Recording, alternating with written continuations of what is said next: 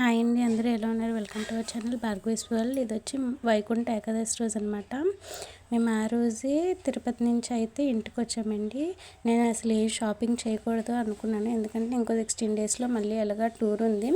తిరుపతి, హైదరాబాద్ ఎన్నిసార్లు వెళ్ళినా అక్కడ ఏదో ఒకటి షాపింగ్ చేయాలనిపిస్తుంది కదా. నెక్స్ట్ టైం ఎలాగో వెళ్తాం కదా, అప్పుడే తీసుకుందాం అనుకున్నాను. కాకపోతే గోవిందరావు స్వామి గుడికి వెళ్తున్నప్పుడు ఈ విగ్రహం చూశానండి. మళ్ళీ వచ్చినప్పుడు కూడా ఇది అక్కడే ఉంది. ఇలాంటివి చాలా పెట్టున్న ఈ విగ్రహం ఎందుకో నాకు చాలా నచ్చింది. మా హస్బెండ్కి ఇది ఇంకొకటి ఇచ్చాను.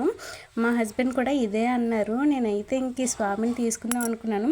దీని ప్రైస్ కూడా చాలా చెప్పారండి, 300 అలా చెప్పారు. 100 అనగానే ఇచ్చేసారనమాట. అసలు బోని కదా, ఇంత విగ్రహం తీసుకోకూడదు అలాంటి సెంటిమెంట్స్ కొంచెం గుర్తొచ్చాయి.